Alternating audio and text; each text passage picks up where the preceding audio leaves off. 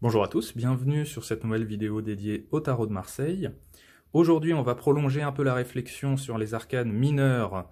Donc, pour ceux qui n'ont pas encore vu la vidéo que j'ai publiée la semaine dernière, prise de contact avec les arcanes mineurs, je vous recommande d'abord de regarder cette vidéo-là et de revenir sur notre vidéo là de Valet, car là, je vais vous présenter un petit peu cette série des figures qu'on appelle aussi honneurs ou cartes de cour, donc qui sont au nombre de 16 dans le tarot de Marseille. Vous avez les valets, les reines, les rois, les cavaliers. Cette vidéo-là, ce sera un petit focus sur les valets. Alors, déjà, première chose, moi j'aime bien, en formation, pour ceux qui veulent se former aux arcanes mineurs, j'aime bien utiliser les figures comme cartes un peu de transition. Alors c'est moche comme mot, hein, c'est pas le bon terme, mais c'est pour que vous compreniez assez facilement l'objectif. C'est vraiment ces cartes-là, donc ces figures, elles vont nous permettre de faire un pont, une passerelle entre les arcanes majeures et les lames dites numérales.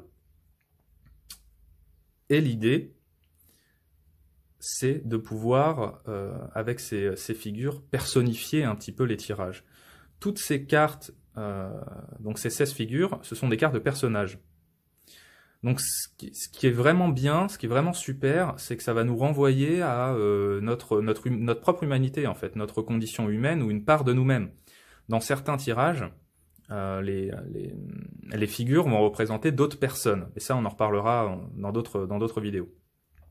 Mais l'idée vraiment, c'est ça, en fait. C'est d'avoir une sorte un peu de miroir d'une partie de nous, de nous-mêmes ou de quelqu'un d'autre, et de pouvoir vraiment s'imprégner de ces figures, de ces cartes, de personnages en fait.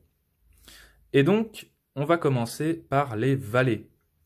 Je ferai une série de vidéos pour chaque famille, donc les valets, reine, roi, cavalier.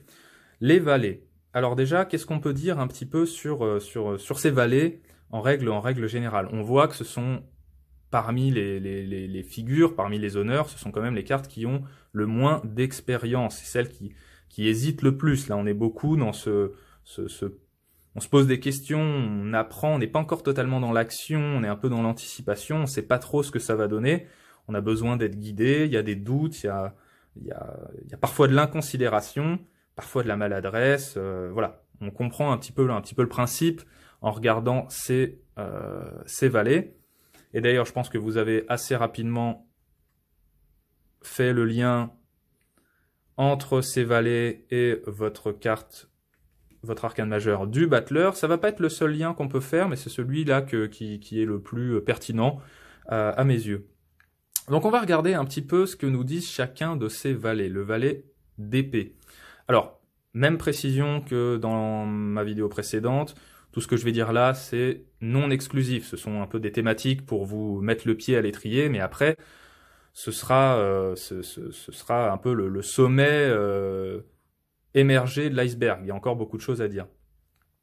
Le valet d'épée, qu'est-ce qu'on peut dire de lui? Donc lui, on peut dire un peu qu'il parle sans savoir, par exemple. Hein. Il manque un petit peu de pratique oratoire. Il fait ses premières armes pour tenter de convaincre, de dire les choses, mais il a besoin de clarifier, d'ordonner un peu sa pensée. On voit qu'il hésite, on voit qu'il est indécis. Il tient son épée, mais il regarde de l'autre côté. Donc on sent un petit peu ce doute-là chez lui. Ça peut être un peu ce beau parleur, mais bon, quand on va creuser un peu, il y a pas vraiment l'expérience qui va avec, quoi. Globalement, c'est un petit peu ça. Ça peut être aussi ce jeune loup ambitieux qui veut prendre un peu la place de celui qui est au-dessus, la place de son chef ou de sa chef, et qui a quand même besoin encore d'expérience, quoi. Il y a un petit peu ce côté-là, je m'avance un petit peu, j'ai pas encore le bagage tout à fait technique pour m'exprimer clairement, pour donner ma vision des choses, voilà.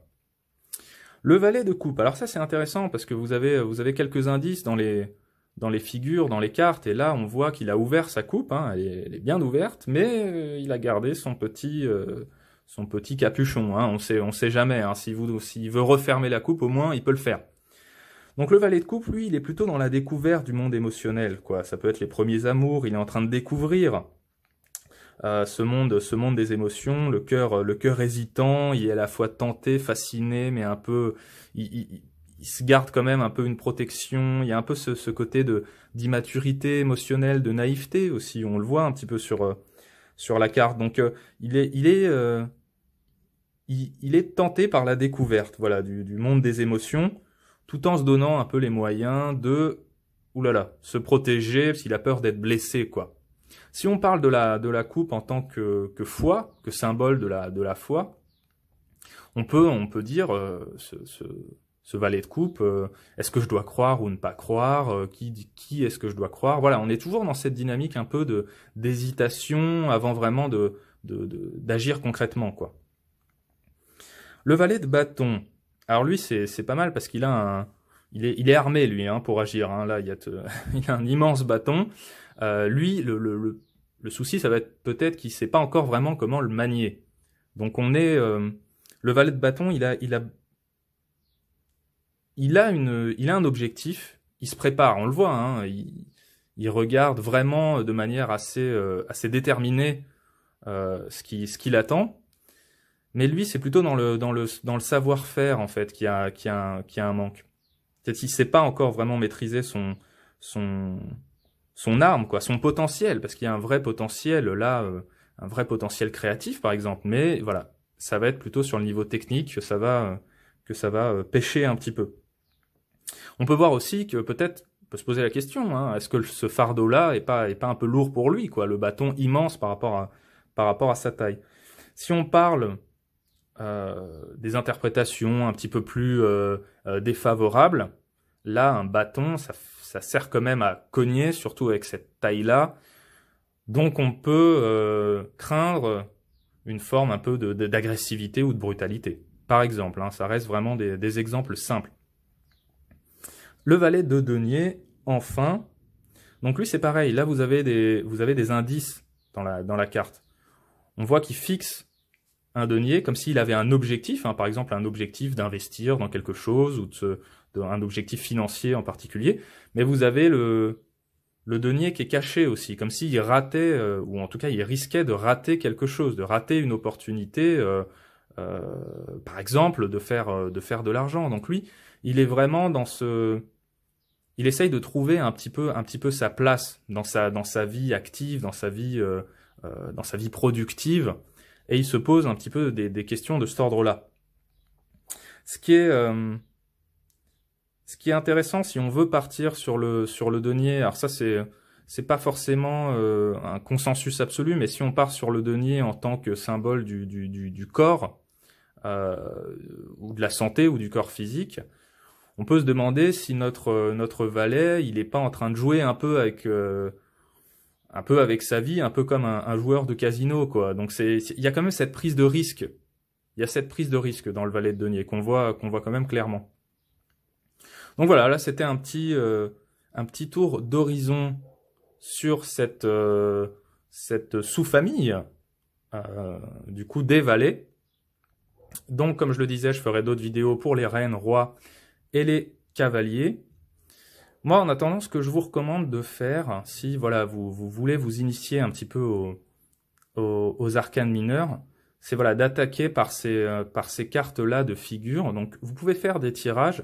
J'ai déjà fait quelques vidéos là-dessus d'ailleurs, où je mélangeais mes arcanes majeures et mes 16 figures, mes 16 honneurs. Parce que c'est vraiment très parlant. Ça vous permet d'ajouter de la profondeur à votre tirage. Et surtout d'aller cibler un point ou une énergie en particulier, de voir où est-ce que vous en êtes aussi dans votre parcours en tant qu'être humain, hein. Si vous êtes en valet, bah forcément, logiquement, vous n'êtes pas dans le même stade dans votre flux de vie que si vous étiez roi ou voilà. Donc ça nous permet vraiment d'ajouter ces précisions-là, cette profondeur-là à vos tirages. Donc moi, je vous recommande de faire ce petit exercice-là, arcane majeure, figure, dans un premier temps. Puis dans d'autres vidéos,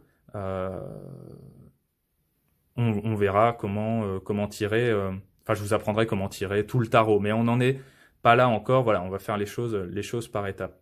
Donc les honneurs, les figures, ce sont vraiment des cartes super pour commencer, voilà, à sortir de la dictature des arcanes majeures.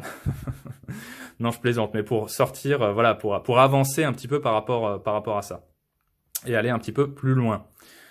Voilà, bah comme toujours, n'hésitez pas à commenter la vidéo. Voilà, dites-moi s'il y a des interprétations qui vous viennent, des idées à la vue de ces vallées qui vous viennent. N'hésitez pas à commenter la vidéo.